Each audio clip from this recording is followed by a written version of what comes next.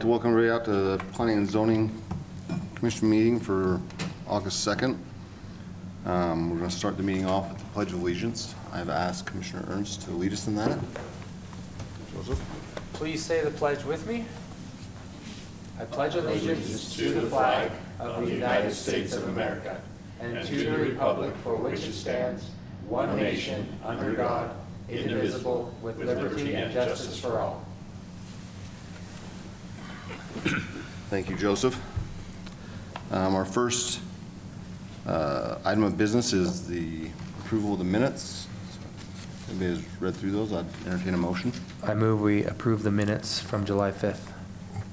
Second. I have a motion and a second. All in favor? Aye. Motion passes. Our first order of business after that will be the review of the development agreement. This is a public hearing. So if anybody's with Wasatch Pallet, if anybody's here to speak on that, we'll hear from staff and then from Representative Wasatch Pallet if they're here, and then we'll open up the public hearing. Dave? Thank you, Mr. Chairman.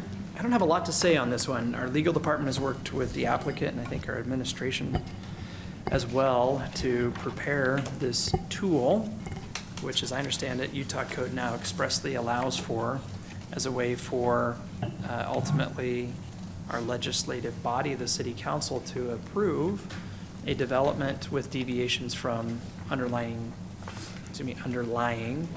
zoning criteria. So the document's been prepared with that in mind. We've followed state law in terms of advertising for public hearings, both tonight with you and in 13 days with the City Council, so as to ready this agreement for council action on what I believe is the 15th of August. Mrs. Berkey with their legal department might be able to fill in any of the high-level things that I've missed there, but without going into a lot of detail, that's why it's on your agenda this evening. Can somebody describe to us the reasons for what deviations are being asked for? There are two that I am familiar with. One of them has to do with the design of parking lot landscaping and not including some features that otherwise our code would require, which are intended simply to allow for greater tree canopy coverage over parking areas by way of having islands of landscaping with trees in those islands. I don't know that this is a deviation, but having an exterior wall stained on both sides, a side that faces the interior of the project as well as the other side. Our ordinance clearly requires the staining along public rights of way and that type of a thing. I've never taken the position before that the interior necessarily needs to be colored, but this makes it clear that in this case the applicant would not be coloring or staining the inside of that wall. And I think there are other, another couple of deviations as well on the landscaping that I'd say are minor. And does the applicant have a reason for what's the reason for deviating from it? Have them speak to that, or? Would love to hear from you. If you state your name, please, and what you're here about. Tom Worthen, I own Wasatch Pallet. So what part of that do you want? Well, you're wanting to get, from what Dave has said, you want to get rid of some of the islands. We have a site layout that kind of shows Okay. the parking lot without, it has three islands in it. 5. We would have. Yeah, if you count the outside. Oh, yeah. Yeah. I'm just wondering if there's just reason for this. So the main reason, from my end, is a maintenance standpoint. I have a big lot there, and so I have a 14-foot snowplow blade. It makes, those islands are a nuisance. So for me, I have them kind of on the west side to, it helps slow down traffic a little bit, but for the most part, it allows me to go in, clean stuff out. it also allows for, like, employees, like, they run into those all the time. I have them at my current place. I've already, like, just where we're at right now, I've had them hit. Just people just don't pay attention to them. So I have kind of like the minimum, but there's the east side that would be all open. And talking with like the fire department, they have a hard time maneuvering trucks. They have to like pull their engines inside those, like that's another issue.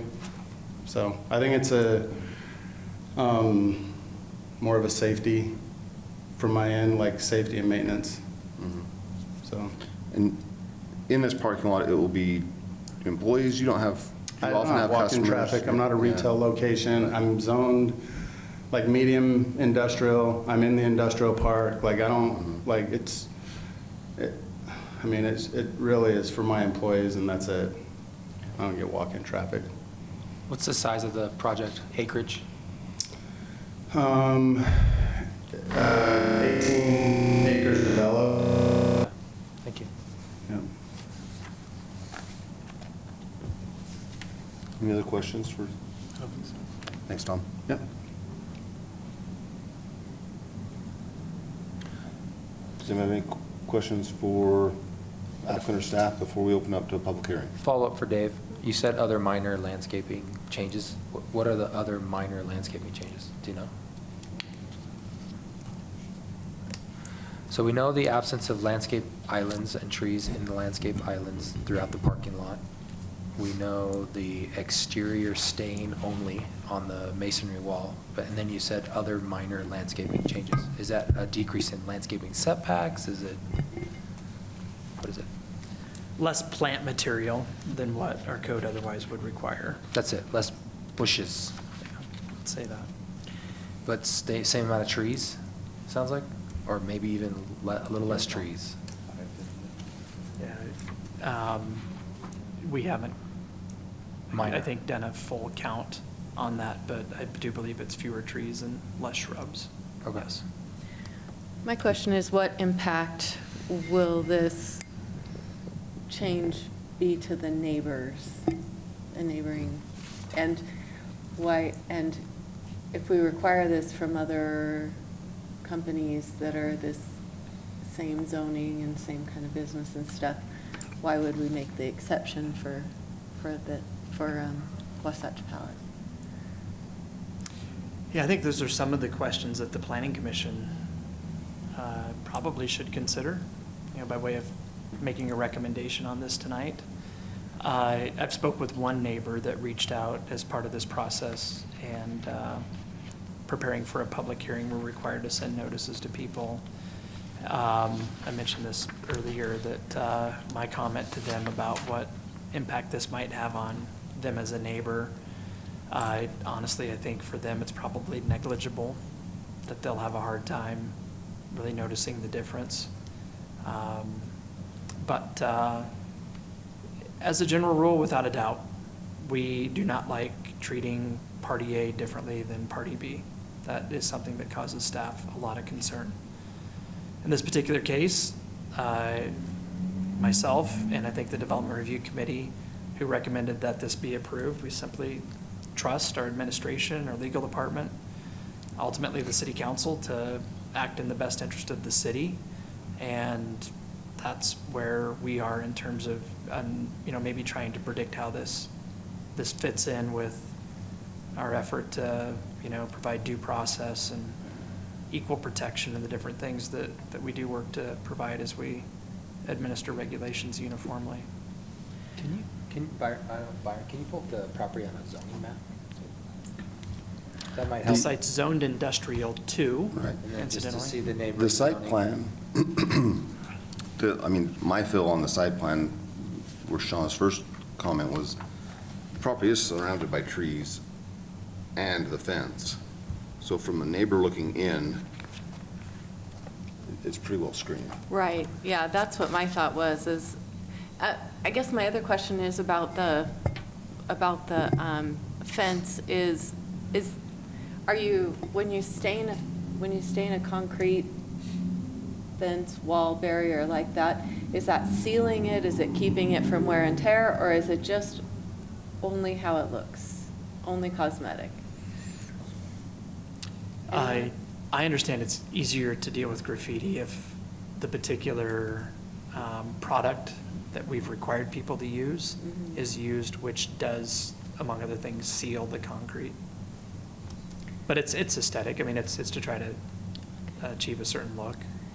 I really like how there's trees all around the border. There's trees everywhere except where the sight lines have to be. Yeah.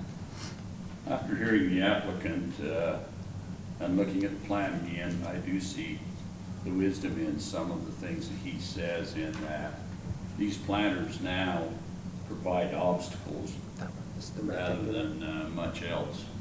And that if I were charged with having to remove snow or even getting an emergency vehicle in there, this is kind of a tight parking lot which provides enough room for it to be a great parking lot. But as you put those planters in and stuff, that may interfere with some of the stuff that would be just regular maintenance and possibly emergency services come in there. My concern, of course, is always, treating one, A, different than B, like was talked about. And I understand that, that can be an issue. I would trust that the city council in making those kinds of decisions, they come from us for a recommendation and then to the city council on anything like this. I would trust that the city council could answer or would be able to give their reasonings behind approval or denial of these kinds of things. And that's kind of what we're looking at here is the recommendation to the city council. And the city council will make that decision. I think one thing's for sure is that if this does pass through the city council, there'll be future people that will want the same kind of relief at times. And the only thing that will be standing in the way there at that point in time will be the city council and their wisdom, case by case.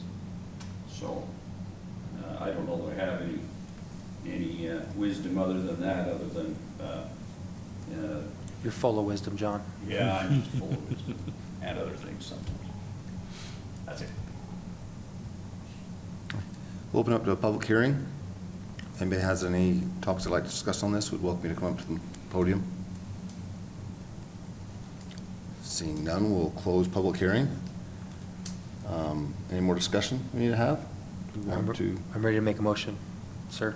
I'll entertain a motion. Oh, unless anyone else has discussion, I don't want to cut anyone off. I move the Planning Commission recommends approval of the Wasatch Palette Development Agreement. Second. I have a motion and a second. All in favor?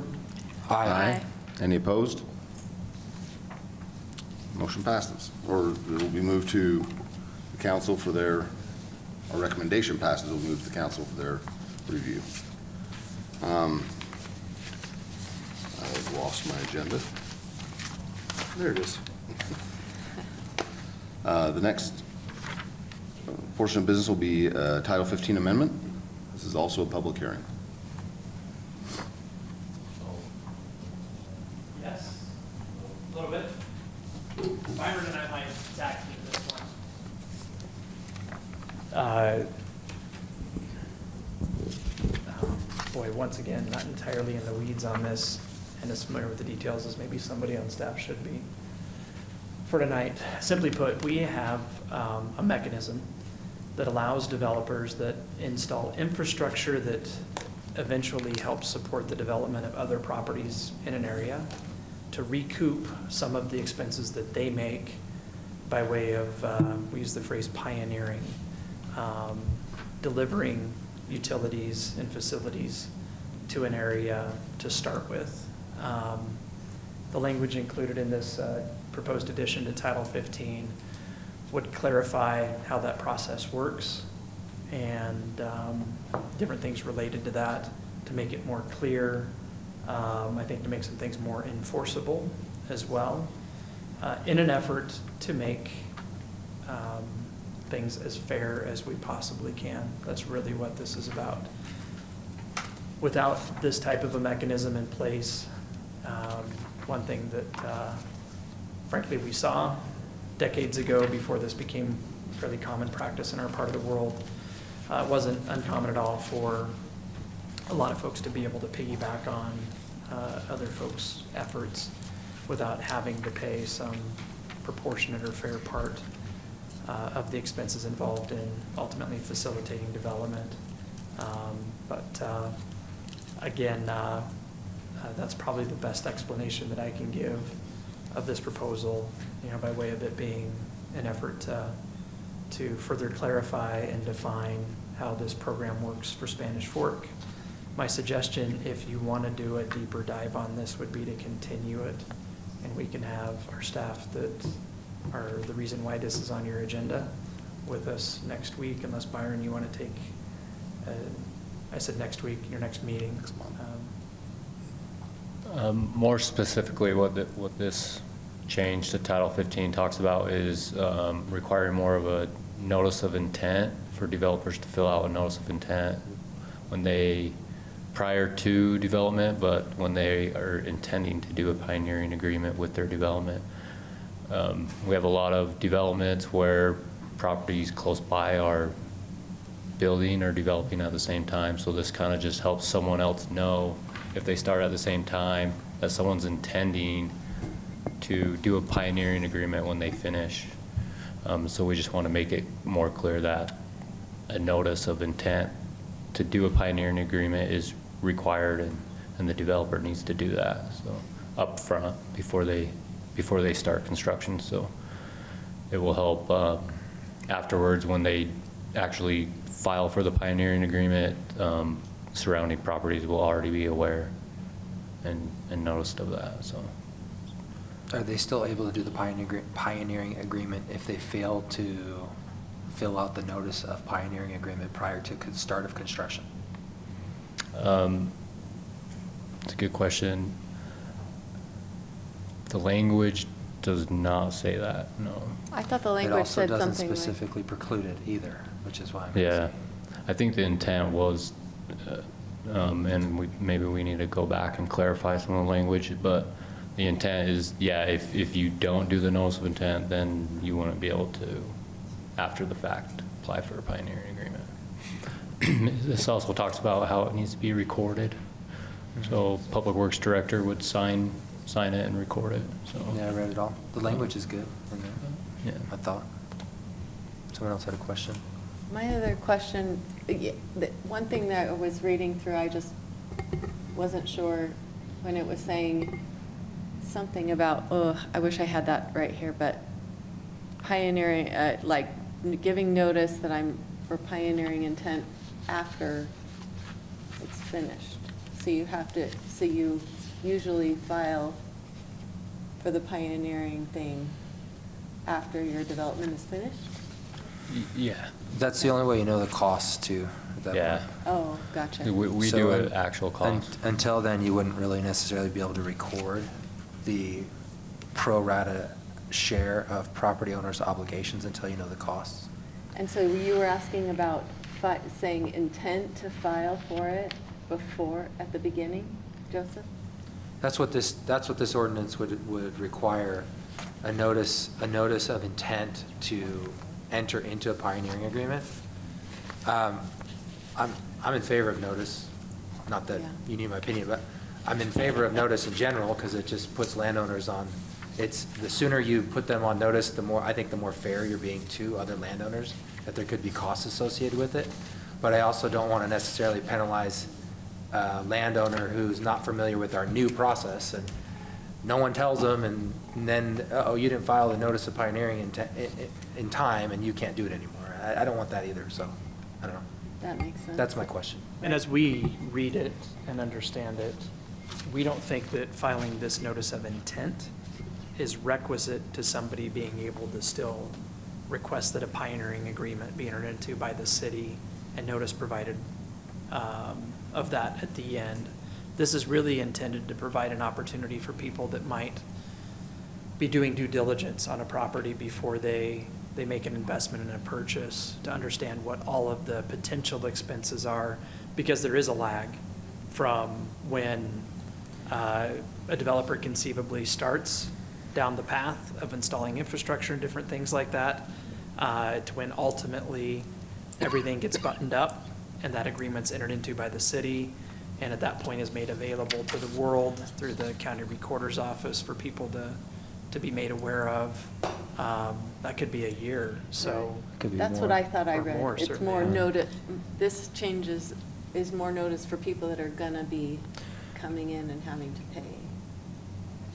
It's it's an earlier opportunity for people to be exposed to what they'd be required to pay. Gotcha. Would the intent of the notice also divvy out the percentage of shared costs? They wouldn't know the final cost, but the percentages, would they be part of that notice? Because that would be helpful, if that's determined. But again, until you have final approved plans, some landowners may or may not be affected that you thought they were in the beginning, and then they don't end up being. Yeah. Just a thought. Those are great questions. I do not know. I think you could still show The the intended intent area. of the percent of cost that you Yeah. probably would. I like that. And it's the Would intended impact area. you. It's still subject to change Yeah. because plans get changed throughout the process and final Right. costs get changed and. Right, and the final pioneering agreement will be a little different, but it's letting someone know that they're intending to do it, and Do a lot of cities do Potential. this type of ordinance? Do you guys know? not that I know of. I really like the idea of it, especially if you're not penalizing developers who don't do it, because this is best practice. My opinion, this is best practice. So we should try and do this. That's my opinion. I'm not aware of another city that's done something like this. Although generally, we like to be the second or third, or we're usually not. Near the front, Not, but- yeah. but not- Hey, we're cutting edge, but we, But not Um, the first cut. Dave, so is your recommendation that we review this and make a motion on this tonight, or you'd close up saying maybe we'd push this back and vet this a little bit? Has that changed with this discussion, or? I think if you have a lot of questions that you want answered, and admittedly, I'm not ready to answer much more than what we've talked about tonight, continuing it may be appropriate. Just looking at the email that I received from our city attorney, asking that this be placed on an agenda, he was very clear about wanting it to be processed ASAP. So there might be something from a timing perspective that I'm not aware of, that might make it such that it's collectively better if you make a recommendation on it tonight. And we could have, in some future meeting, more discussion about what this means. And if there was something you felt strongly about, we could initiate modifications of it. I'm just kind of thinking out loud about the different possibilities, but I don't want to leave our city attorney high and dry necessarily, but at the same time, it's a change to the city zoning code, and I think warrants consideration, and you deserve to have questions answered. The earliest the city council could act on this is next council meeting, which will be in about 2 weeks. Uh-huh. That should give some time if there are some things that anyone here has definite concerns about. We should voice those and let those be resolved between now and the time that the city council convenes. But I don't know what I would suggest at this time. Right, that's me too. I mean, as far as I understand, this is, I like the idea of the early notice. I think that's an improvement on what we're doing. It helps everybody else that's developing around them. But if there I just are- don't know what's in the weeds on that either. Right. you know. I feel comfortable recommending it to city council. I also do. I read it all. I actually didn't have a single correction of any comma, any Wow. period, nothing, which was, yeah, on That's both. the most concerning thing I've heard. Yes, yeah, it should be. It really should be. I did do the I homework might too, have and I just had to- changed my whole thought process. Yeah, for what it's worth. I didn't have a single correction. I had to do a lot of homework in figuring out what pioneer agreements were, and anyway, reading it is really interesting, and I'm comfortable with it. But it's a public hearing too. Okay, yeah. So, no other comments, we'll open up the public hearing. Is anybody here to speak on this issue? Okay. Great. If you'll introduce yourself. Yeah, Tyler Haran. Oh, sorry. I'm here for a totally different item, but I would just say, maybe for some context of my understanding on pioneering agreements, the state is not super clear on how enforceable they are, and so it kind of falls back to the city to have really clear guidelines. And I know there's certain pioneering agreements that are going on right now that might be getting some pushback as to whether or not they can be enforced. And so that's some of the context behind this, is that as clear and fair a process as you guys outline will help support pioneering, which I think is a good thing. It does help encourage development so that one developer's not stuck paying for everything and then Right. footing the bill. So, yeah, sounds good So changes. Are you in favor as it is written now, or? Yeah, especially with the understanding that if you don't record that notice, you still have the ability to do it at the end. Because every city is very, very different. And so some developers might miss that. They might not know that you have to do that in Spanish Fork. So, yeah, it's well written. Tell me your name again. Tyler Haran. Thank you, Tyler. Yep, thank you. Anybody else? Okay, we'll close public hearing. Commissioners, any other thoughts, comments? I'm in favor of notice sooner than later, and I also have the same concern as Tyler in the application of this ordinance. Okay. Do we have a motion? I move that we recommend the changes, the pioneering agreement changes to Title 15, the amendments to the city council. I have a motion. Do I have a second? Second. Okay, I have a motion and a second. All in favor? Aye. Any opposed? Motion carries. So that can go on to the city council. Our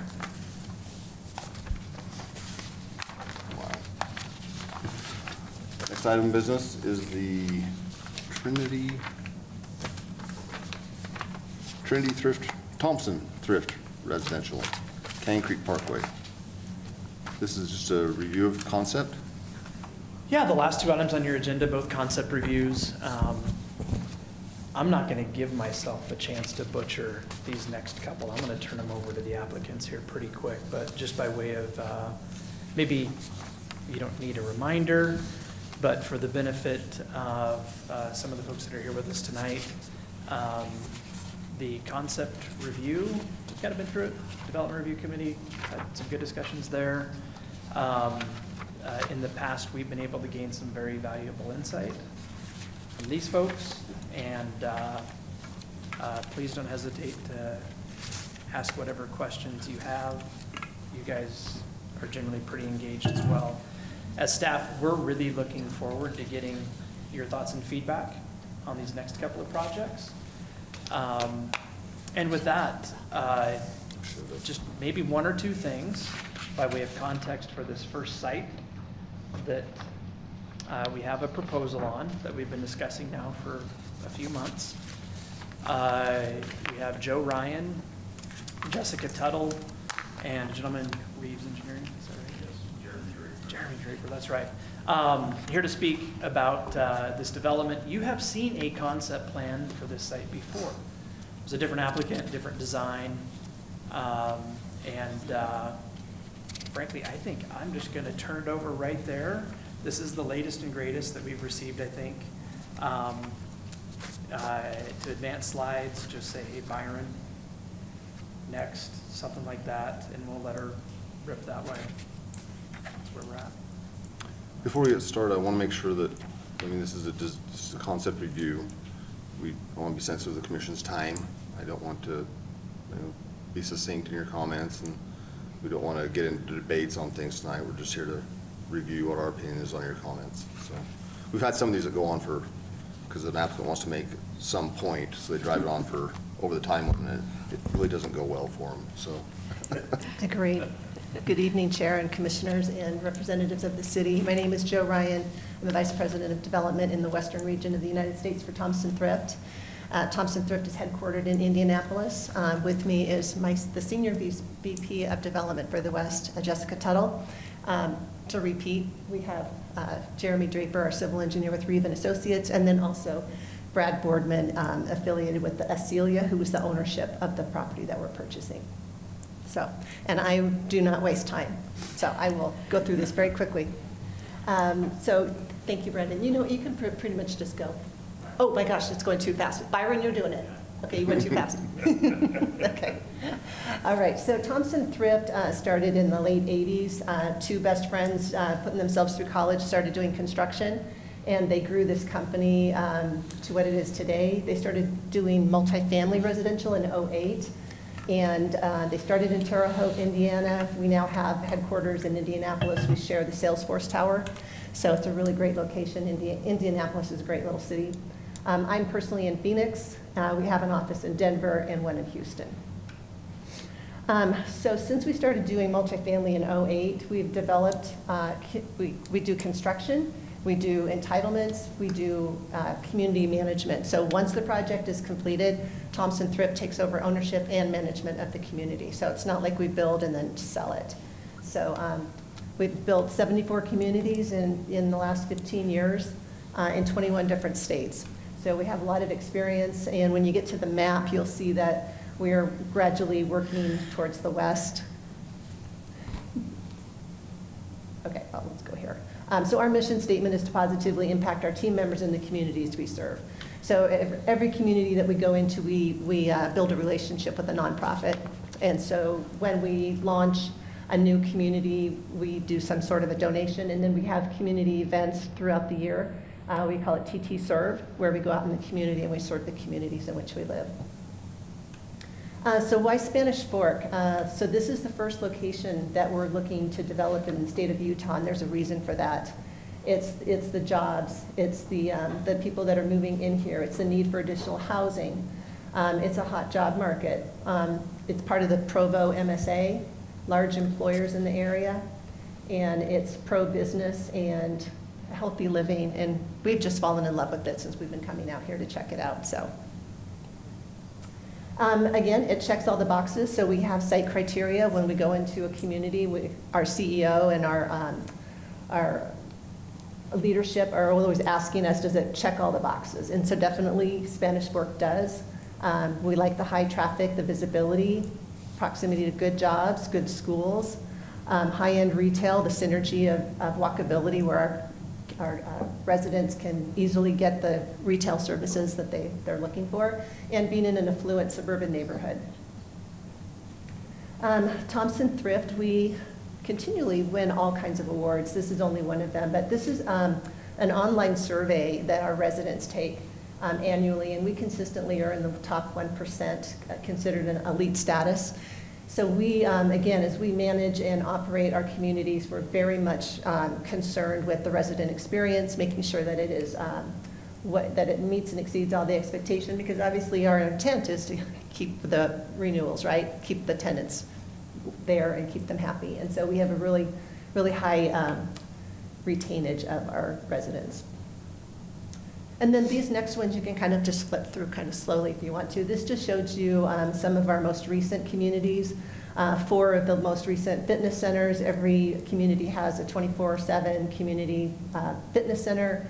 Outdoor amenities include barbecues, pools, cabanas, outdoor fire pits, fireplaces, again, pools and spas, fire pits, cabanas, and you're seeing some of our different architectural style as we flip through this. These are located throughout the country. I think some of these are in Denver, some are in the southeast. So you kind of get a flavor. We're really into the trails and the green space, which Jessica, when I finish introducing Thompson Thrift to you, she's going to talk specifically about the site that we're looking at. So this is one of our Colorado projects, a lot of stone, brick, rock, making it look more like the mountain kind of atmosphere. One thing that we are going to talk about, or Jessica's going to talk about, is the parking. So I think you are familiar with the fact that we have never, I don't think we've ever seen a parking standard this high, 2.5 per unit. So we. So we win. Thank you. Yes. What? We win. Thank you. What do you win? The highest parking standard. Yes, so again, we've got 74 successful communities across the country, and we know what works. Again, our community management team, they operate, they manage, they oversee the parking, they enforce the correct use of our garages. They're not for storage, they're for cars. And so we were shared the BYU study that Dave shared with us, and we agree with what their recommendations are. Personally, Thompson Thrift Standard is 1 parking space per bedroom. We think that's a better ratio rather than per unit, because a unit could be 1, 2, or 3, or even a studio. And that was something that the BYU study promoted as well. So I don't want to get too much into the parking, because I want Jessica to talk about the parking. So she may come back to this, but let's go on and see what's next. Okay, this comes back to yeah, this comes back to the communities. Like I said, we have 74 communities over 15 years. Again, our parking ratio is 1-to-1. Every time we design our communities to that standard, we have success. When we have developed to less than that, we did not have success. So that's what the pink and the red indicate. So it works for us, and the success is shown. So I think with that, this is our latest site plan that staff has not yet seen. So with that, I'm going to turn it over to Jessica.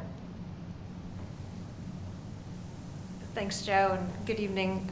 I'll be brief, but we definitely wanted to walk through the site plan.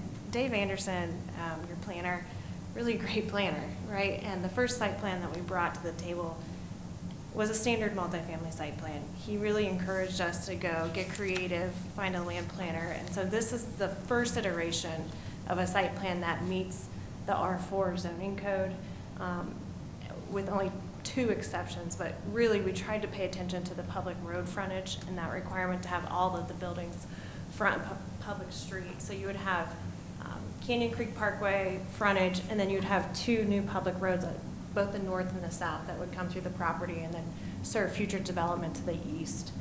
And what that does is really allow you to tuck all of your parking fields internal to the site. So try to hide, those parking lots behind the buildings. We've really pushed it all to the center. But we've also been able to then maintain a green space all the way through the site. So a resident can live there and have that internal resident experience where they have, cornhole or, they walk their dog. They really have a lot of nice green space. And then so we had 3 text amendments that we were going to do. We originally said 1 for the public road. We no longer need that. And so now we're down to 2 text amendments. 1 is for the parking count that Joe touched on, the 2.5 stalls per unit. Like she said, the 70 communities, because we manage these, our property management is down the hall from me. So the last thing I want is a parking problem, because they'll be in my office, right? So we're really on board with making the parking count work. Anytime in the past that we dropped below 1 per bedroom is when we had parking problems. So we feel confident that this site will park it's about a 1.8 ratio if you go 1 per bed here with this unit mix. One reason we're confident that parks is we have really good on-site property management that ensures that no one stores anything in their garages. That's a lot of times what happens on other properties and what causes some of the parking problems that you might have seen in the past. The nearby storage unit owners love you. Yes, and so Joe has actually reached out to 2 different storage facilities to offer discounts for move-ins. It's good. And then, we understand this is new for Spanish Fork. We're trying to figure out what's a backup option. And so thanks to our seller, one option is to potentially build a future parking lot. If there were ever parking problems, then we'd have the space out there at the northeast corner to build additional parking. We really don't think it would ever be needed, and we're really self-contained. There's no on-street parking around us, and we don't allow any recreational vehicles. So that also helps with the parking count on site. Otherwise, we're really excited to be in Spanish Fork, like Joe mentioned. It really checks all of our site criteria. High incomes, high-end housing. Really, it's a great community. So, looking forward to your feedback. Question? Yeah. the portion that doesn't include the excess parking, are you showing 1.8 parking stalls per unit? Yes. And are you meeting the R4 code as it pertains to amenities? It's robust, that's why I was asking. We'll have to double check that. I believe so. And it's not in the amount of amenities? Yes, absolutely. We'll go above and beyond. We do dog parks, community gardens, pocket parks, playgrounds, top huts. We've done it all. So the amenity space is really what we want on the site. And that's where we were concerned with the public road requirement because we were afraid it would take away the open space on the site for our amenities. But I'm very confident we can meet the R4. Running north to south, are those public roads or is those private drive aisles? No, those would be private drive aisles. We meet the public road requirement by having the short ends on the public roads there on the south and on the north. One reason we did not cut a public road through the middle is because of the wetlands over there to the east. It leads you to a dead end. So the wetland is actually pretty wide. We should have marked that up on this plan. It just would not, that road would not be extended. Joe mentioned that you aren't successful when you have more parking than one parking stall per bedroom. Less. Less, but you, okay, but are you still successful when it's more? So we'd like to not be more because then it just means we have less space for amenities. But do we have parking problems? No. But so there's that balance of just hitting right at one per bed. We know we will not have parking problems, but we can add a really nice high-end home quality experience, pool, cabana, all of those green spaces and trails that you want when you live there. But also you can have a parking stall every day. I totally agree with you. I think, I don't know if I speak for everyone, I probably don't. I You speak don't. for me. I would like to find the perfect amount of needed parking so that you're not overpaying for real estate, you're not overpaying for improvements because it's just passed on to rent. So we want the rent to be as affordable as possible. We want to attract people. I think it's a fantastic location for the project. Now it's just a matter of working out the details. But I just think it's a great, fantastic location, and I'm glad you're working on it. What kind of issues have you had with guest parking, with people coming to visit their friends? So the one per bedroom includes guest parking. So when we look at all of our properties, we talk to property management, which properties have issues, and that is any property less than one per bed has issues, and that includes all of the guest parking. So it's all kind of combined in that ratio. We try to have 10 spaces up at the clubhouse, but otherwise really the guests are already there, and that's when we're walking around and seeing if there's any issues. The guests are already there. Is there designated guest parking? There's not. Many times we would actually gate our communities here because of the public roads and just the way that Spanish Fork envisions this area. It's more of a urban feel, so we're not gating. But it's not an issue. As long as you have that one per bed, then there's spaces available for each building. So And- do yeah. residents have assigned parking? They only do in the future if we ever had problems, but with the one per bed, what we do is we look at every single building and we draw out, okay, for building B, right, here's their 36 spaces. And then for building C, here's their, 32 spaces. And we make sure that the parking is evenly distributed so that you don't have residents having to park half a mile away to get to their building. So by doing that parking distribution for every building, it ensures there's adequate parking on site. And is there a varying number of bedrooms per unit? There are. So the one per bed really sort of washes out because the one bedrooms may only have one or two cars. The three bedrooms may only have one or two cars, right? And so it really is a wash when you look at our unit mix. So would this development be 1 to 3 bedrooms? It is. So it's 40% one beds, 50% two beds, and 10% three beds. It's a great unit mix for this area. Is that comparable to your other projects? Because I see it skewing the data on the one parking stall per bedroom. The anomaly being, and it not working, is if you have heavy on one bedroom counts. So if we're heavy on one bedroom counts, it's usually in urban environments, and the lower per bed ratio works because that would be the only area we would go lower So For- your market studies are showing that for the most part, the one bedrooms even here are gonna have one car? No, I think they would have 1 and 2 cars, but the only properties that we would go higher than 40% one beds would be in a downtown location or more urban location where you have more bicycles, transit, and so. So this ratio is comparable to other projects? Yes. Your other projects? That's right. All right. That's right. One thing that I would have you look at a little bit too is that along the Wasatch Front, we have a community that's close-knit and has a lot of visitors that park inside of any unit for various reasons, whether it's family reasons or whether it's people that just visit for other reasons. And regardless of age or demographic, they seem to have people there. And so I think that you may want to look at having some visitor parking spread throughout the development, just because there will be people there. Sure. And it is a hassle if it can be for any reason, but if you had someone there that was stopping by to talk to you about your insurance, is he going to, park down at Walmart and walk 4 blocks or, Right. because everything is taken up already. And so a little bit of visitor parking, I think, is something that you may want to consider. Okay, we'll take a look at that. And we are also tracking some of the comps. Ridgeline, I always mess up the name, Joe, but we're tracking how that leases up and the parking count there so that we can make the right decisions for our company as well. Yeah. So we'd love to see what happens with their parking count. They're at 2.5. Yes, and they have a parking lot, I think, on the neighboring North side. parcel. So we're going to With be a parking easement. driving through that parking lot often to see. And there's a lot what more it look like. on-street parking than yours that's available. That is not counted, but it's there. Sure, Yeah. sure. One thing maybe you've already talked with Dave about this, but we're kind of right in the middle of all talking about parking and possibly changing our parking ordinance as well. So it's good to have your input, especially with so much experience across the country. Oh, yeah, we love these conversations.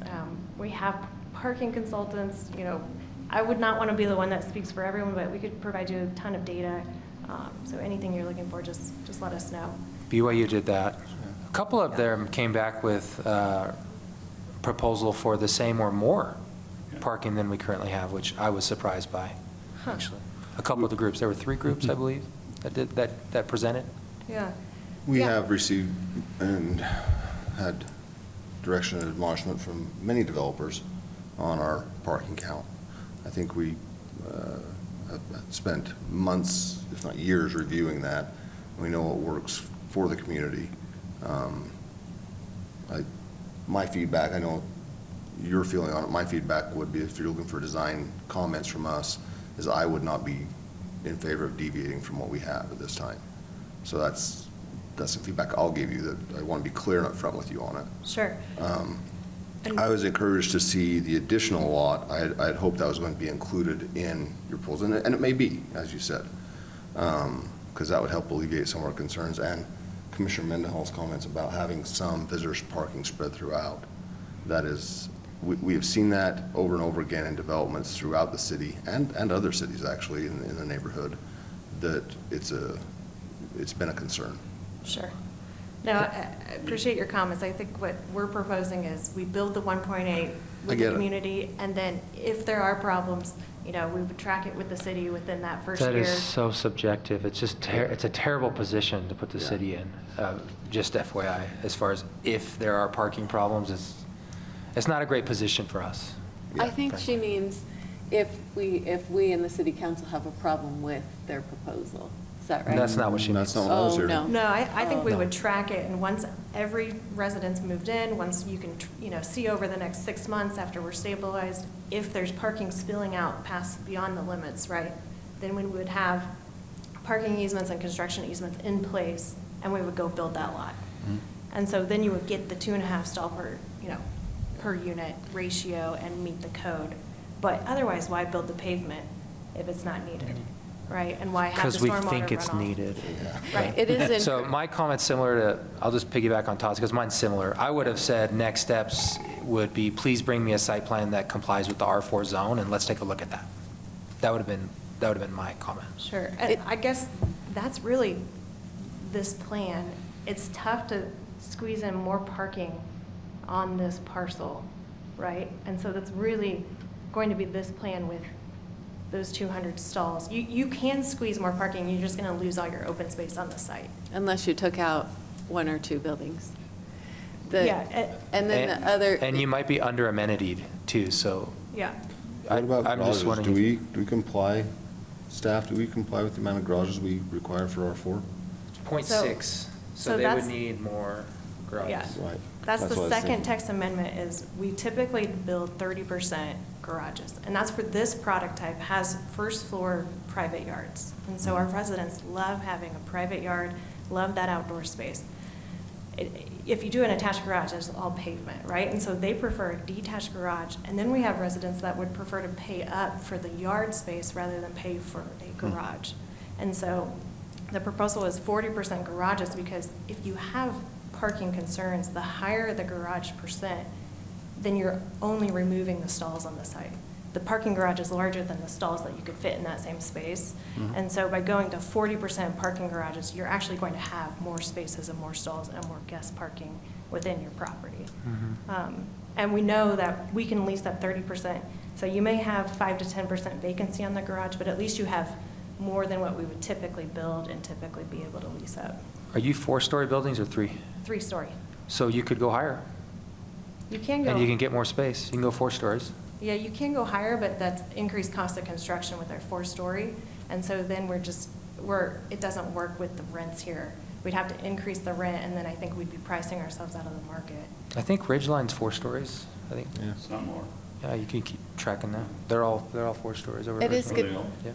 It is good to know you don't, that you don't allow the RV parking, because that does alleviate some Yeah, of our that helps. parking issues that we have here in Spanish Well, I think Fork. the interesting thing too is where the garages would be cars instead of junk. That, I don't know if that happens anywhere here, because that would change big time.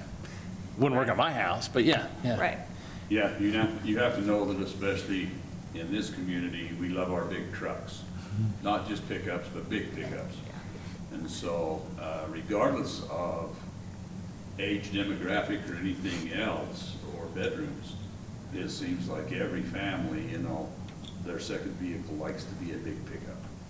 And Sure. so that's another issue that, happens. And then many times if there are 3 bedrooms in that, the big pickup takes up one, and then they need 2 other vehicles to get to and from work, with their pickup being left in the garage. Anyway, that's part of the culture here, and we have a hard time getting people to understand that, is that we have that love affair with our vehicles, and especially large cars, large pickups. Sure. No, I appreciate the comments. If we built this property and we had parking problems, it would be a huge problem for our company. And so we will make sure that there are no parking problems. So that will mean going and building that extra lot. If this all, turns out to be that there is that amount of needed parking, then we would go build it, because we would not want to have parking problems.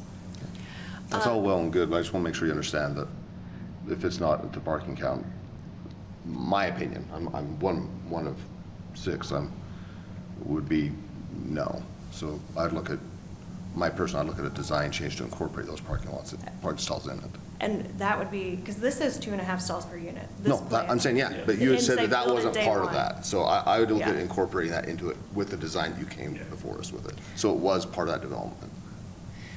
I don't love the idea of people walking onto this buildings on the south from that parking lot anyway. If it was to get to that point, I wouldn't be in favor of this design, just so you know. Okay, Dave. I would want the parking intermixed throughout the development, not a bunch of, 100 people parking on that northeast section and then walking to their buildings with their groceries. Spread some Agree. buildings Agree around with that you. We area. don't either. Yeah. But Right. I don't think you can fit the R4 zone code on a parcel like this with 2.5 stalls. I think that's why Ridgeline What's the acreage? had to do the parking lot across the street, because it's just so tight. Right. So I can't make this work, but You said the wetlands, is that directly to the east of the back of that? That's why that lot has to be up there instead of spread out along the east side? It's directly on the other side of the ditch. Okay, gotcha. And so you can't spread it down the length of the Sorry. property, Gotcha. unfortunately. Okay. Yeah.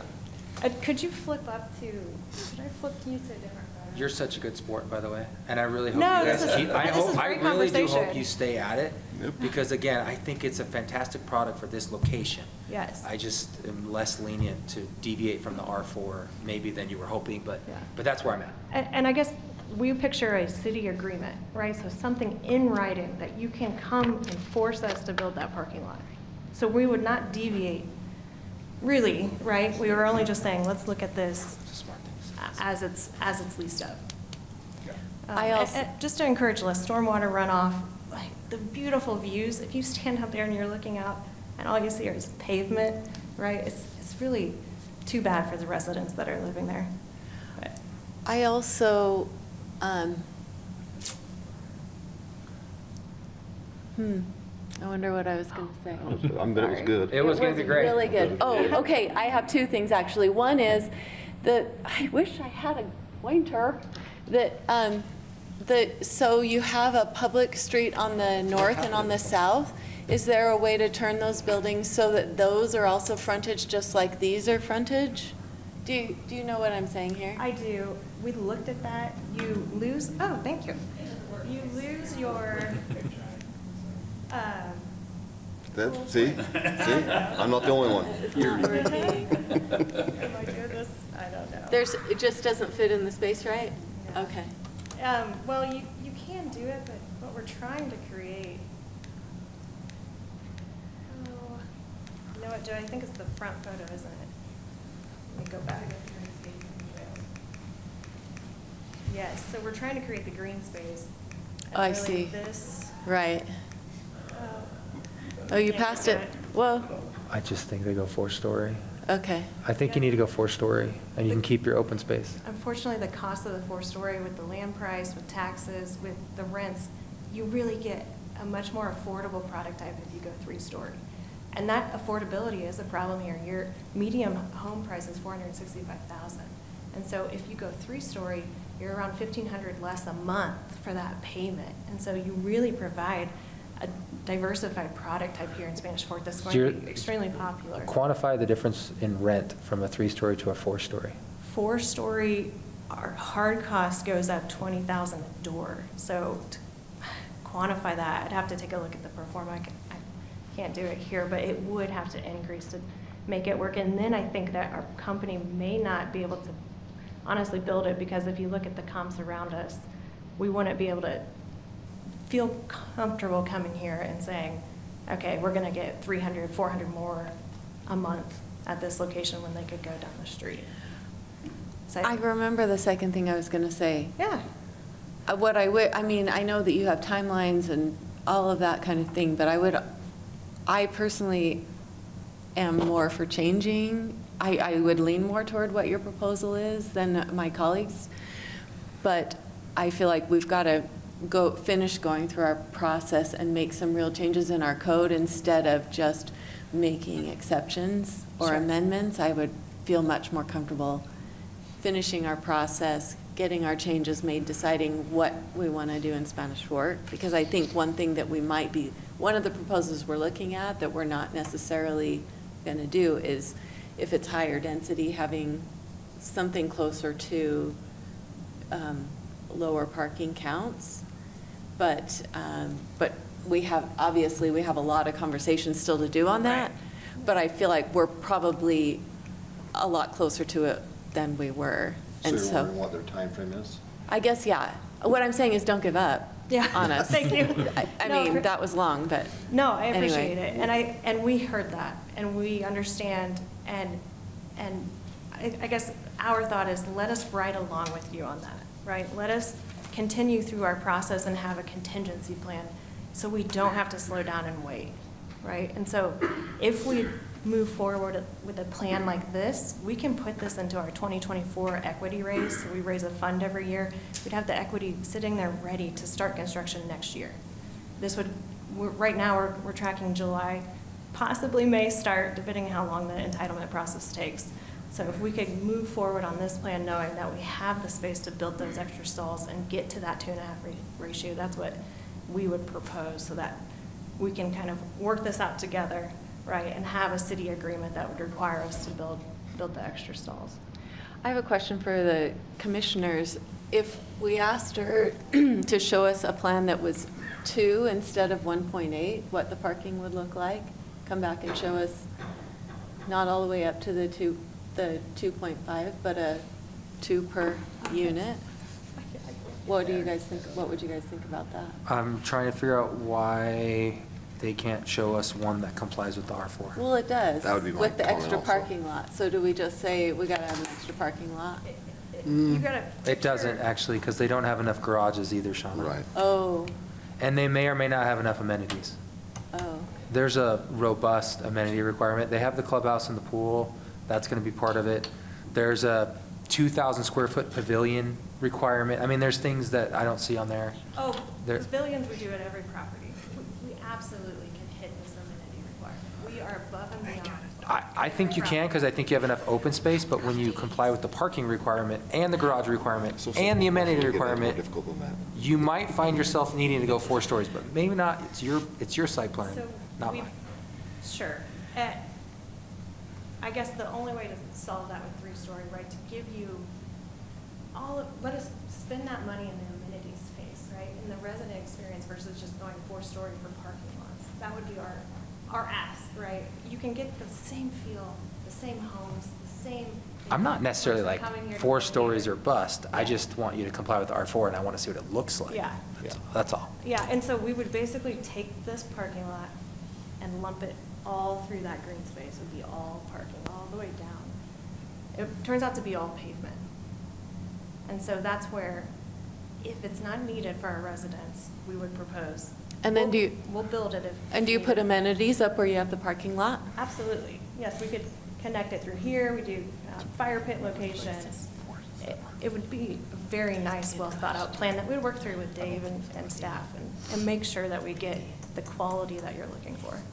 You know, we talked about how this parking lot is quite a ways away from the south buildings. But on the other hand, with the other development that's near you, their shared parking is quite a ways away from their southern area as well.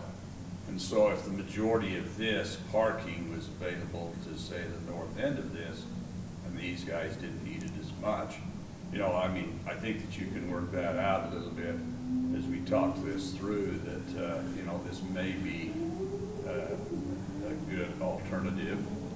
And it'd be nice if it were a little more centrally located, but, you know, Sure. One bring way, us, Just so you know, on that project, each phase had to comply with the 2.5 units. yes, it is. So the southern buildings have a lot of parking around them to compensate for not having the northern piece. So just so you know, like, the city was very thoughtful about ensuring that as that project developed, even the buildings on the south had the requisite parking. It was quite a process. Good point. yeah, we've driven the Outlook, we've driven the Ridge. Their tot lot space, right, is this, because they have a ton of pavement on their site. And that's what we're trying to work through and find a good middle ground. And so we could do another iteration of this. You know, one way you could do this is angled parking or parallel parking on this public road, right? And try to add more stalls down for these buildings if ever needed. So How many there's room. city projects have complied with R4 zoning so far? 3? Have we, and we haven't deviated from it. This is one of those slippery slope things. I mean, Right. it's the same thing with the Wasatch Palette Development Agreement. It's the same type of thing. What are we going to do? You already heard my opinion. Sure. My opinion is the same as Joseph's. I mean, to get back to your question, Yeah. I'd like to see one that complies and go from there. And I mean, I wouldn't mind seeing one with 2 and 2.5. And I'm the new guy, but I got a question. Is there another project in the city that kind of manages their parking and garages like this now? Do we have, it sounds like they manage the whole thing. Do we have something like that now? Because I honestly don't know. I don't believe we do. Okay. Mm.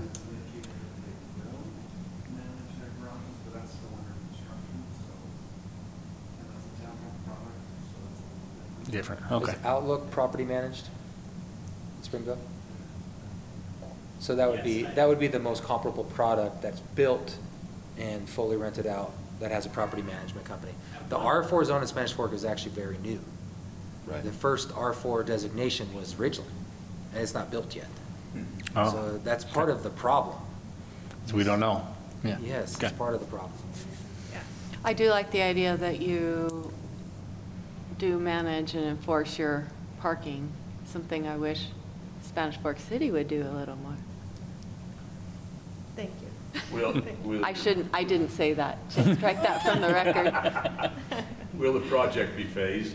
No, we built all 336 units in one phase. I like that too. It's great. That really helps.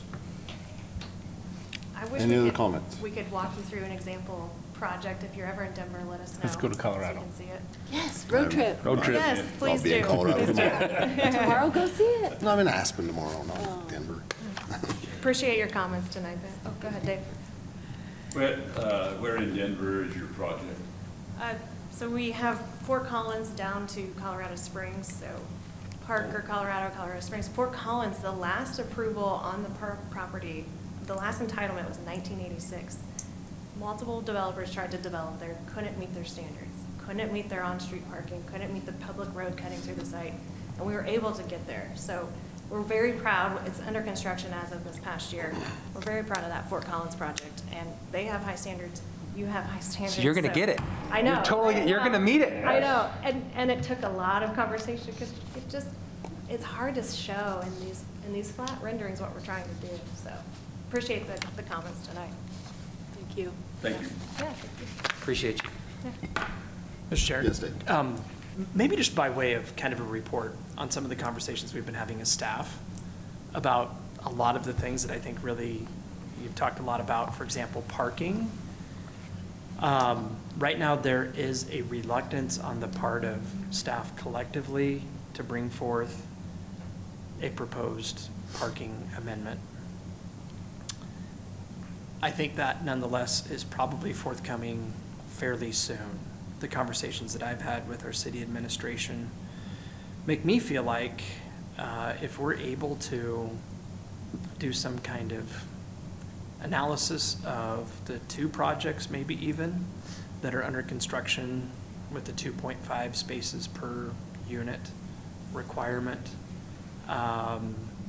projects that one of them has begun to receive certificates of occupancy and have units leased, or units occupied. The other one, I think, will be having occupants reside there soon.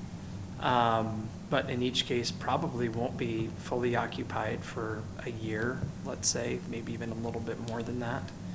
But the idea is to let those be our barometer on the 2.5 spaces per unit standard.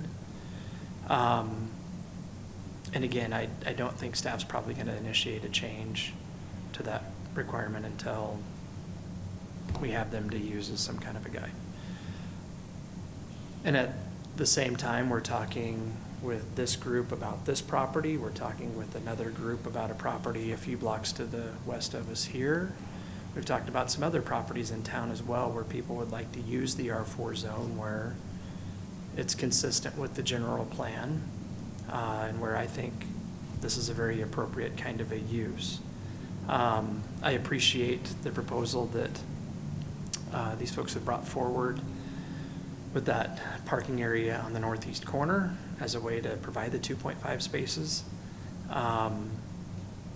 And yet, it's not ideal, probably in terms of location and different things like that, but for purposes of making sure that, I mean, there's at least a way to make it work if 1.8, for example, isn't sufficient. Otherwise, in the project, I appreciate the concern about, maybe agreeing to have an applicant add parking if there's a parking deficiency.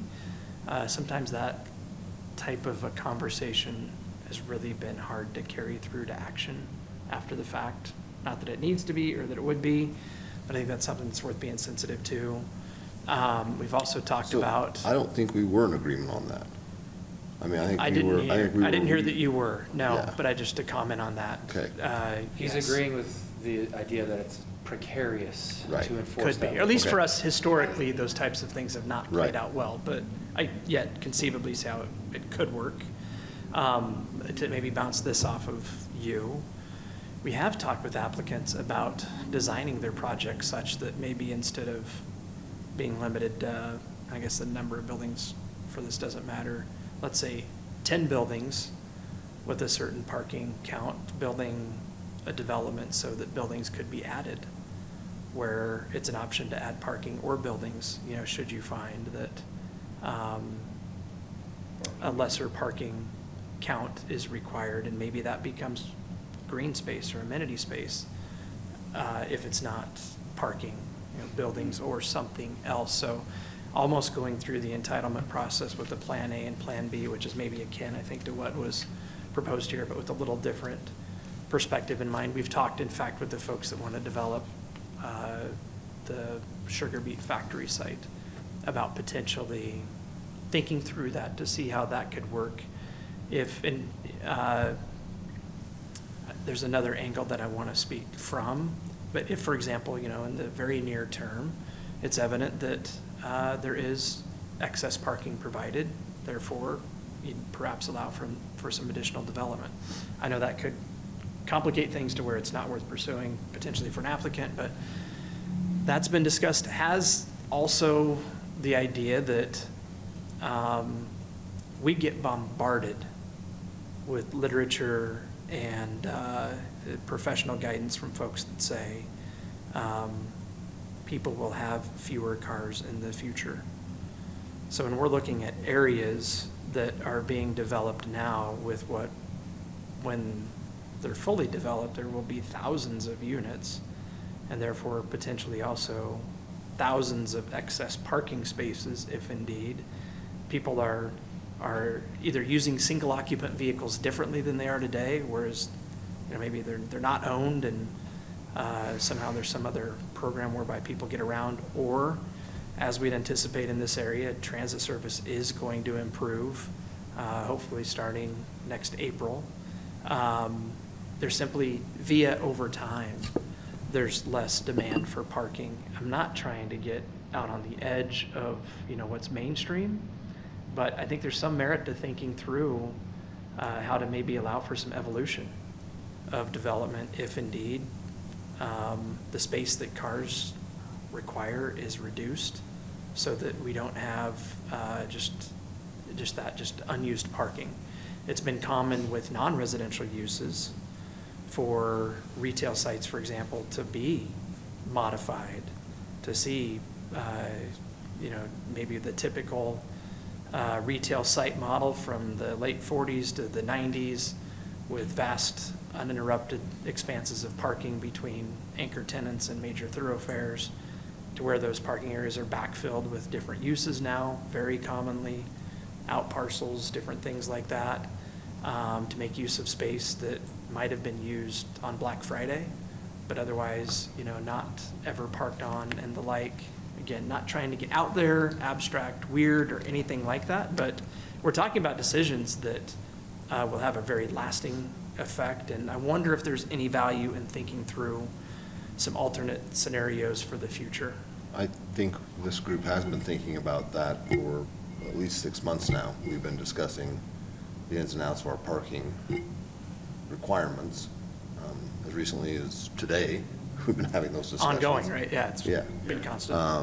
In fact, we have plans for follow-up meetings on the same topic. And I think we also have received, much guidance or counsel from developers that came before us of studies and graphs and charts that show where Spanish Fork is at. But I think we have several commissioners that their careers are in this line and of work, and we also have the experience of living in the community and seeing what works and what doesn't.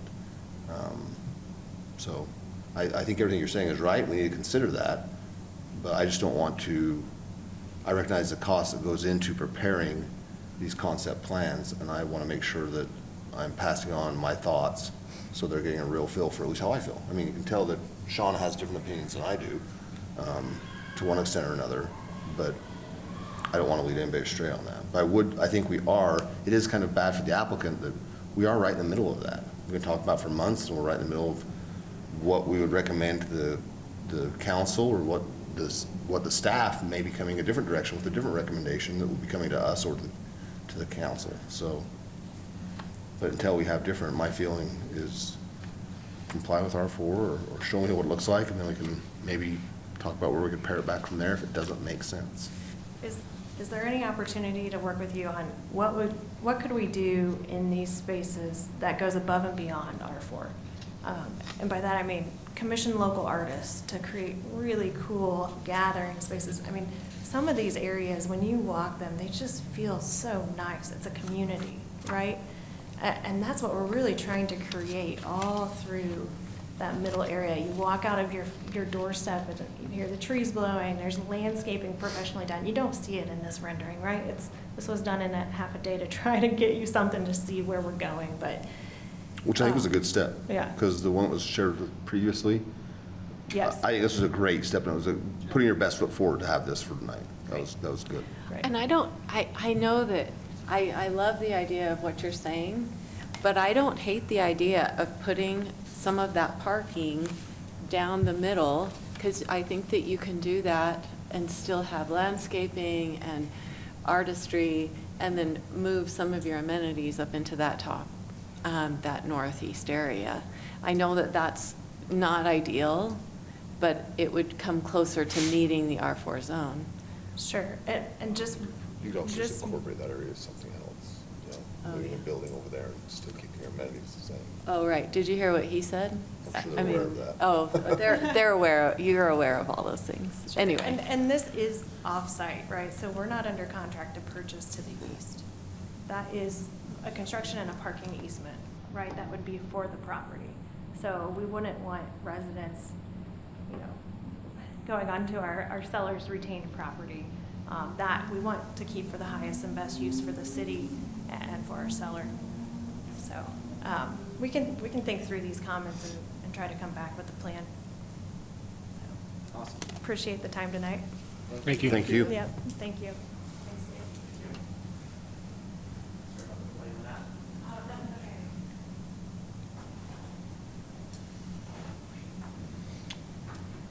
Any other comments before we move on to the next topic?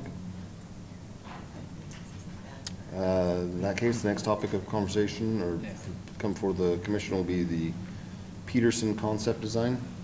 I think it's River Run.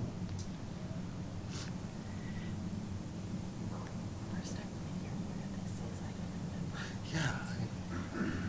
Is the applicant going to speak, or is staff going to address it first?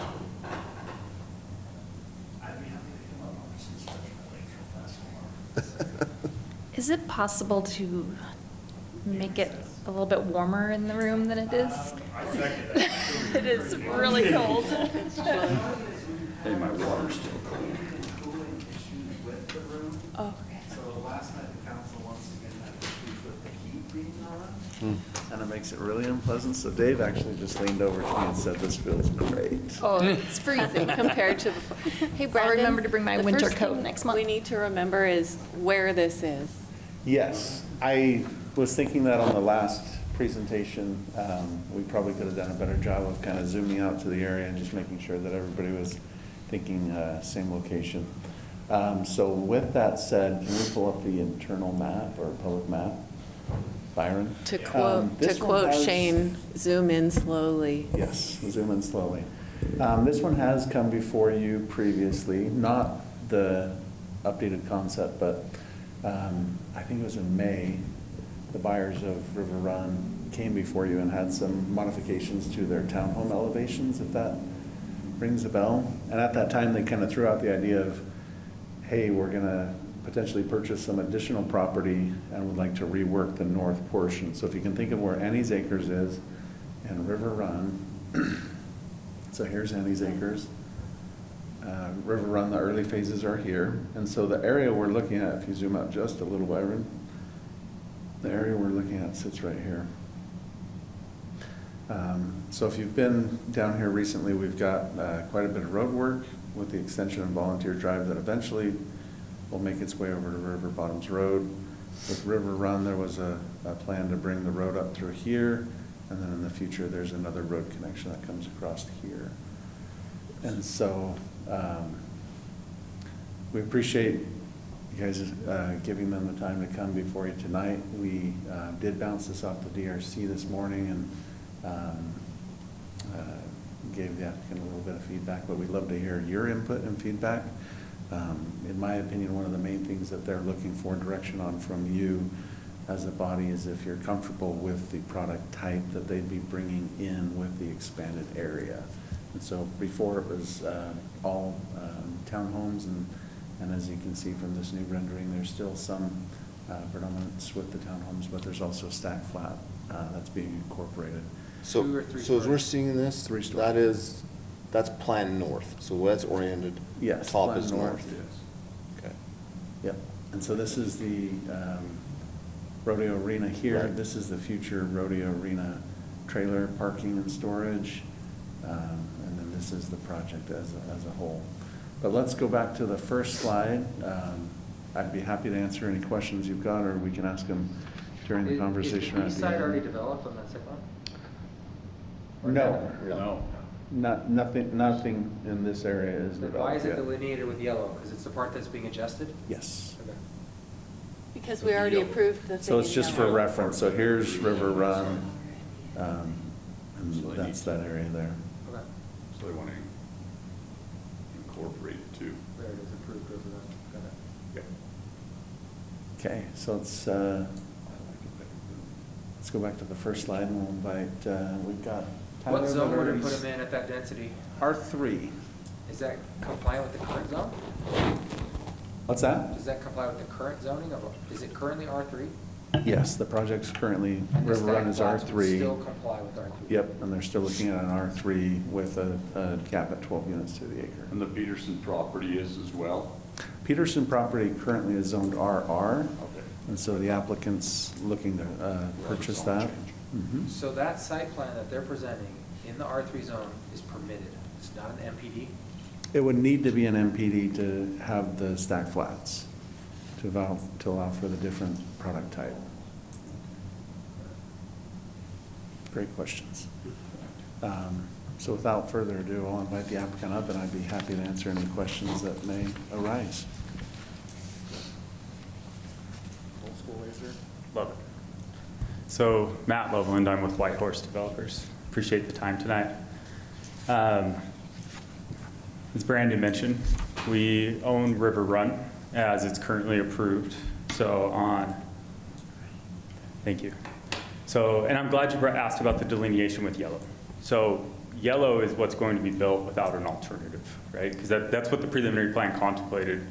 And we have an opportunity with the addition of the Peterson property to look at it differently. And so that is really, That's not approved, Matt? that is not That's approved. the Peterson. Just this? That is correct. All right, keep Uh-huh. going. Yep. So the Peterson is the right side, River Run is the left side. And based off some of the commentary given tonight, and I have a couple points I want to explore with you, with the group. But it's kind of an alternative of the left side, because River Run will continue based off that plan. Or we can look at something on the right side, which is a little different, right? Something that maybe fits the area better. Did you create this, We did. this layout? Yeah, so that's a layout in isolation. It's treating the properties as two separate projects. Go figure it out, make them stand on their own. And then the one on the right is, let's combine them and do something a little bit more inclusive. What's the total acreage? Total acreage, I have it. Give me one. So it is 18.21 acres.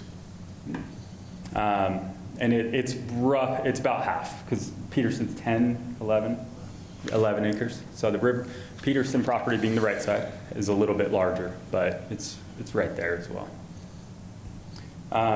So there's kind of again, There's no action on this tonight. I'm just here to get opinions, right? So please pepper them with me, because this is different. I do want to point out, we exceed the parking requirement. We can move past that one, but we do exceed that. I felt stressed to bring that up.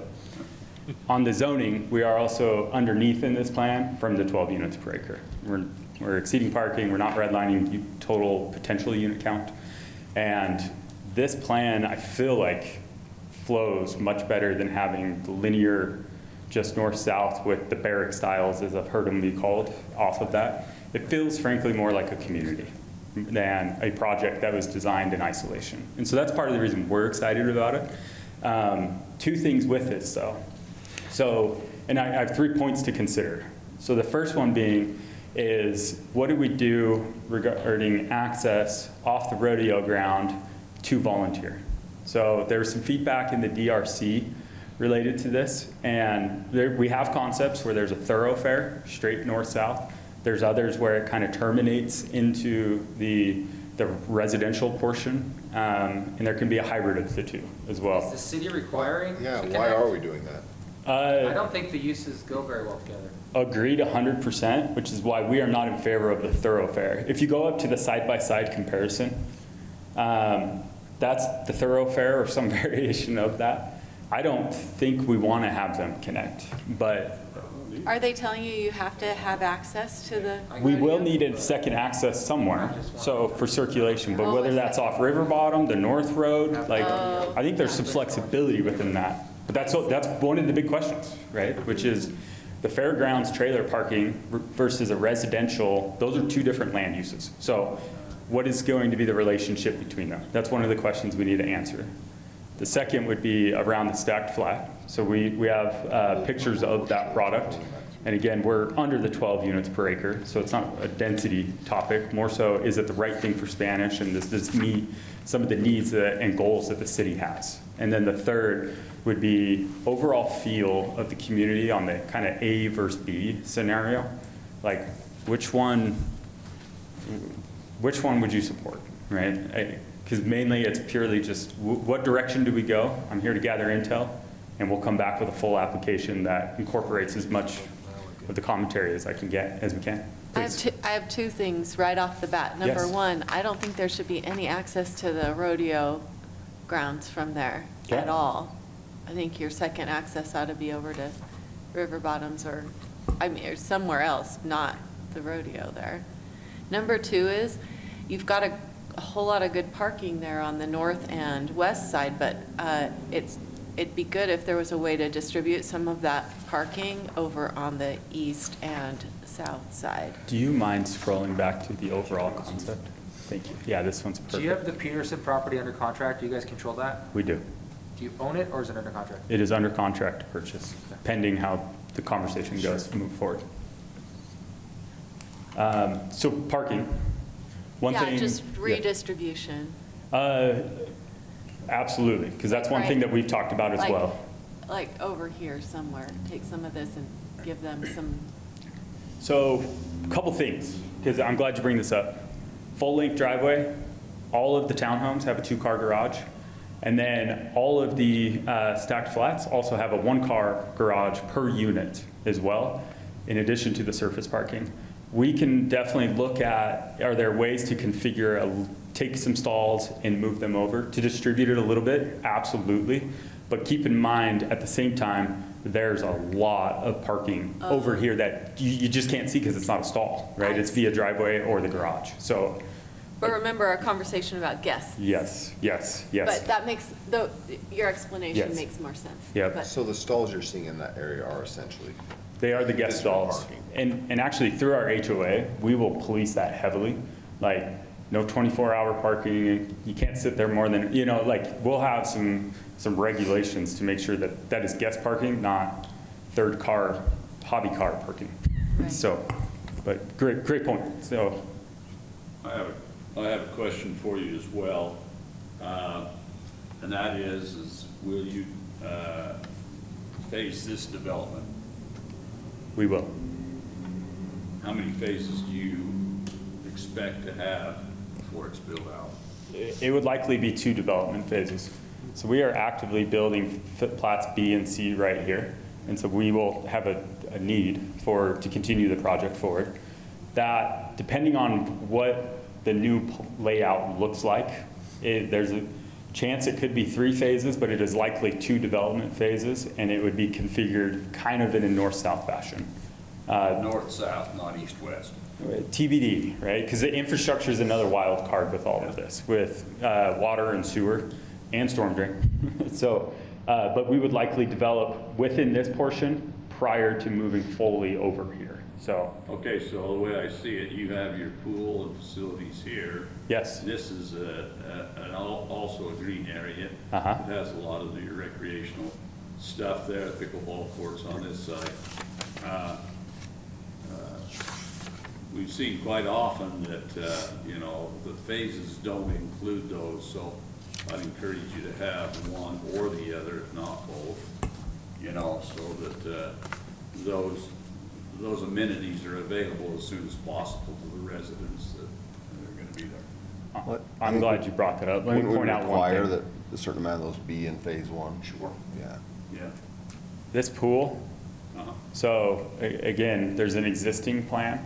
It is actually located in B and C.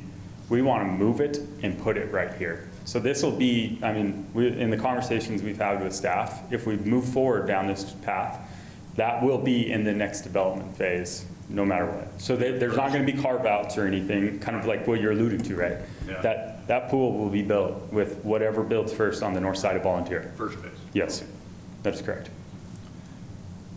Of the elevations you shared, which ones are going where, or are they just concepts right now?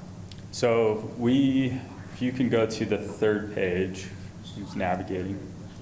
Yeah, go back to those. I don't know if I can do it.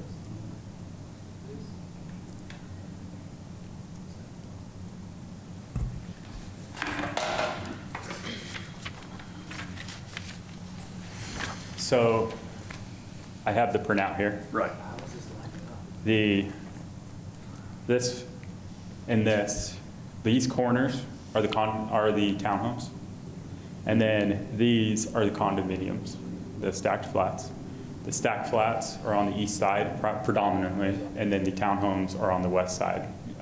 Part of that thinking as well was Main Street, commercial, let's feather down the intensity of uses in kind of a methodical way while keeping in mind that cap with the 12 units per acre with the R3 zone. Are you the developer of River Run that is there now? I am. I'm building that road to Volunteer, so yes. You purchased it after they started that, right? The Volunteer segment, Vaughn will give you the download on that. That is an interesting one. However, we own quite a bit of this, and we are putting in all the surface improvements that you can see happening currently. Grateful that you thought to take out the barrack-style development. That was never my favorite. Well, hindsight's always 20/20, right? That's a familiar saying. The previous plan had constraints. It was long, skinny, and there wasn't a lot of flexibility. And with the addition of the Peterson property, the canvas just got bigger, so do we reconsider what the plan is? That's the question. Yeah, that's right? nice. And Thank you. I agree. We as White Horse Keystone Homes, we want to build communities that, frankly, we're excited to send you to. When it's built, it's live, like we want to leave our stamp. And River Run, I think it'll be a good project, but is there an opportunity to make it better? And that's the question. So I see a development that you're wanting to proceed with. I see a 3-story product that meets our parking stalls, and you seem to be excited to move forward with it. That is a fair summary, yes. I like it. I like it too. Interesting, because that didn't seem to apply for some other developers. And it's still pencils. And it's still pencils. Obviously just fine. I would make one comment, and that is that I know that these are just examples of color, but it also makes a difference to have a little bit of variety in that rather than just the same grays and whites. You've got some red in here and stuff, but I'd encourage you to put as much variety in there as Yeah. A lot of the developers come in with a palette of different materials and colors. And I don't know what you've got there now in River Run. It's a barrack style, but it's a pretty attractive project. I've driven down that, and Thank you. people seem to, you know, they like it, you know, and stuff, so. That was one of the points they brought up when they brought River, the other section before us last time, is you're gonna change up the look Yeah, of the it. updated architecture. Yeah, Yes. yeah, which was a good, that was Yeah. a great point then. I think this is a good point now. But I think everything on there complies with our standards. And maybe, the one thing is, when we got this, you know, the little porches here, and then they carry on this one, you know, maybe a little bit of variation on those. You know, it's the same, it looks the same on every one of them. But that's just a personal thing. I don't know what works other than that, but, you know, maybe a hip type roof over that in one of them or something, or just, you know, slope it left or right instead of just to the front. I don't know. Can I restate what I think I'm hearing? Okay. You want variety, right? You don't want monotony. Is that a fair way to put it in simple That terms? is exactly right. Okay, so we have 3 separate elevations, and this is not the full catalog, right? But it's just a snapshot of, here's what, I mean, because we have different elevations as presented on the townhomes, right? They'll look different, period. And then layering in the stacked flat product as well. I think from a streetscape, fast forward 2 years from now, once they're owned by and occupied by families, and this feels like a community as opposed to an idea, I think we will accomplish what you're looking for. And I do like having some balconies, you know, that helps break things up as well, and I like the concepts that you've got. Thank you. I see your pointer. I think, On the east side, are you adjacent to the road? yes. On River Bottoms Peterson Road? property goes right Right, through it the does go right through the road, right? It goes, you mean to the River Bottoms Road? Yeah. Yes. Yes, our property is contiguous with River Bottom Road for quite a long extent of it. There's an So old white home that sits there. Mm-hmm. This is the Peterson home.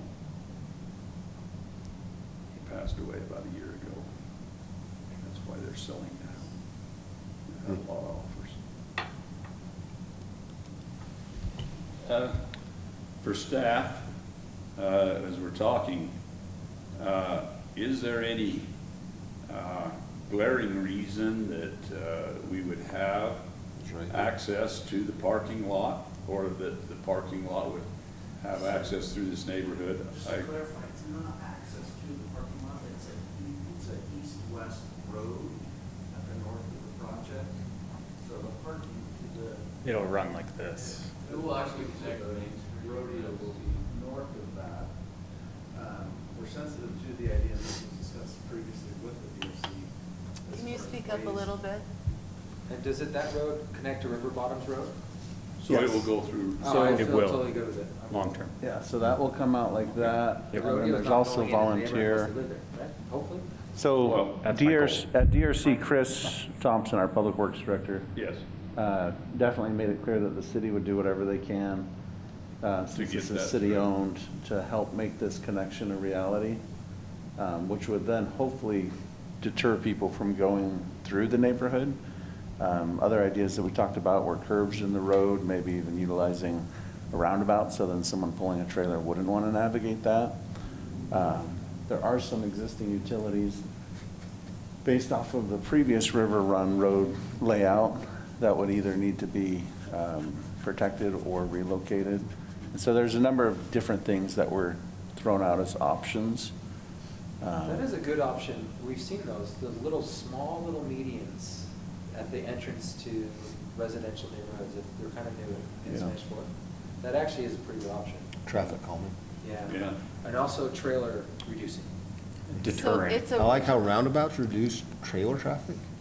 It makes Where are you it- gonna go in Spanish Fork nowadays? Guess you can't. Well, the trailer just goes through. You've gotta the map it roundabout at out. that point. Okay, Small so it's a roundabouts, road, Byron. not it's not the parking lot for the trailer parking No, right there. I thought It's a road. It's a road. So if you go Yeah. up, go back to the presentation, I think we have it on Yeah. the original River Run layout. If you scroll up, Yeah, go to page 3. Okay, so, so you can see the edge of it here. So that's a public street. oh, Okay. And so the idea is if we have a public street there, it just seemed odd to have the two public streets come and join here and kind of transition to a parking lot.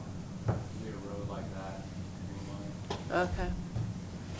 But what I hear is, yes, the applicant loves the feedback he's hearing, that you're comfortable with the idea of the stack flats, and then if there's design tweaks that they make, If he then. doesn't like the feedback, there's something wrong with him, because it's good feedback so far. What I want to hear on the feedback is this White Horse for White Horse, or White Horse because it's the rodeo grounds, or is it both? All right, go to page 5. I wasn't going to point it out. You I brought it think- up. So, please, go ahead. I just want to go back again. I know that there's a lot of parking here, but if they don't have a driveway, if they just have a two-car garage on this side, then you do need more parking over here for visitors. That's the only thing that I think is really important. And there's a couple changes that Brandon and I were talking with unit, potentially changing products, doing a few more condos, which would then provide more design flexibility for parking and other things for the townhome section. So we will definitely make a better crack on any future iterations with the parking in that southeast corner. Gotcha. But we can't lose the horse. Um, And that's built, that'll be fun to pull up Google Earth and see, you know. So Rodeo this is arena. not for White Horse developers, it's more happen chance. However, we were looking at, the fairgrounds is something unique to the city. And we acknowledge we're a neighbor and we want to embrace it. And we want to build that park to be a silhouette that you can see from space, not just Google Earth, that represents what our neighbors, which is the rodeo grounds. We think that's kind of fun. It's unique. And so the bust, the horse head, would be the softball area where the playground is. We've talked about the ears up top being some stamped concrete with maybe some benches, right? To make those pop from the rest of it.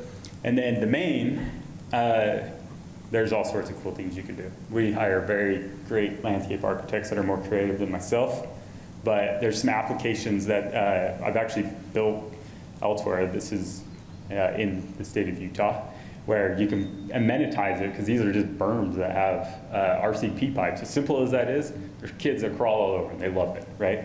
And so that's how we create the main. That horse is flying. So it's kind of fun. So if you hate it, we'll pull it, but we think it's kind of Extra credit for that. So. I think it's a real improvement to combine what has been planned in this property. I think it makes it a nicer product. It's what we've been looking for anyway, is something that can have a nice layout and a personality of its own. I like it. Thank you. Okay. Any other comments? I think everything you received was positive. So. I mean, a little bit of parking for visitor parking, and I think staff had made some other comments to you, so if we take those into consideration, that'd be great, but I think overall, very positive feedback. I have my notes. I also want to make it clear, the previous plan, it worked, but this is just an opportunity to look at things differently. So thank you for the feedback. Thank you. Thanks, Matt. Dave, the last discussion was the topics of the discussion. Do you have topics to go over with us?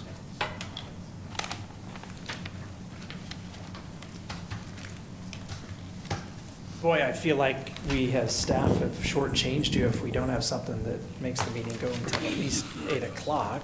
I'm okay going home. I'm not trying to be a Did we have something? trickster Did or I forget joker or anything, but I have written down that Dave wanted to talk about parking. Go ahead and throw your tomatoes. We haven't had a robust parking. Reminder on the APA conference, reminder on the League of Cities and Towns Conference, and then I couldn't remember the last one you said, so I put a question mark. Yeah, we checked those two boxes. I'll be back in touch soon on the league conference. I think we need to And- talk a little bit more about a date. That was what I had. That's why I grabbed my calendar here.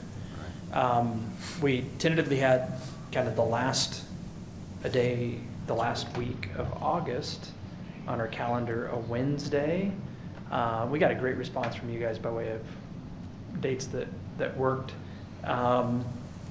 I don't know if you guys mind just taking a minute now and opening things up and see what maybe would work the last week of, maybe the last couple of weeks of August, or if there's a day that would work, maybe that first week in September. I hate to pull you away from everything 2 nights in 1 week, but anything? We had planned the 30th, correct? Correct, yes, a Wednesday. And that doesn't work for you? I had something come up, yeah, that I can't get out of. A week earlier, the 23rd, I can't remember if that I'm was out a of town that week. conflict. What about the next week? Are you guys okay with going? When is Labor Day? The 4th. Is the 4th. That next week would be our regular scheduled meeting, wouldn't it? Correct. That'd be, Oh, and it's city council meeting the day before, so you can't do that. We can't go on the city council, is that what you said? Well, We could Can probably you go come on up a with a way to make that work. When do they normally meet? yeah, but somebody The else. first can. Tuesday, sorry, first and third Tuesdays. I watch all the meetings, so, yeah, of course, I know that. So, maybe the 13th of They're all- September? Do you take notes? 13th, 12th, 13. or somewhere there? I have school board meeting on the 13th. I could go the 12th or the 14th. The 5th might work. We could maybe make that work. I'm trying to think of what. I can't do the 5th. How about the 29th? How about the Tuesday before that, Sean? I don't know if you're out multiple I will be days. gone then. Okay, I'm gone the 28th and 29th. okay. What about that Thursday? It's a Thursday before a holiday, the 31st. I could do the 31st. I could do the Probably 31st. work. Yeah. Yeah, I could do the 31st. That'd probably work. What? Deal. What? You got a soft. I'm saying a lot of up and downs. We not wanna go side by- home. Side to side. That's actually not too, I mean, for Perfect motivation. as busy as these people are, that's pretty surprising we can find a day. You got a soft commitment. John, you're the only one that didn't give me. Okay. I have something that day, but I can change it. Okay. If you think the 31st would work, I'd love to be wheels up from here right around 5 o'clock. And for example, if anybody's north that wanted to meet us along the way, we've done that before. Are we flying? Wheels up? Well, Dave is How driving, so. Dave drives. Occasionally Might be people say airborne. things when we have beautiful big vans with even their small turbochargers on the small 4 cylinders, but they're really nice. 31st, 5 o'clock here? Yes. sir. Really? Yes, sir. Okay, 5 o'clock here. 4 weeks Is and that a gonna day. give you enough I've got to time wait at 5 4 o'clock? weeks and a How many day. hours did you think you were going to need? We're probably pushing it, and you can see it's not staying light out quite as late as it did, but we'll try to account for that in terms of our brilliant route planning and things like that, so, I think Mary controls the invite, so she can just switch it to the next day. Yeah. okay. We'll That's do her that. name, yeah? Mary? Mary Martin, yep. Hey, thanks, everybody. Appreciate it. No, I don't want to talk about parking. Gee whiz, so that's it for us. Okay. Do I have a motion to adjourn? I'll make the motion, we adjourn. Second. Second. All in favor? Aye. Aye. We stand adjourned. Aye.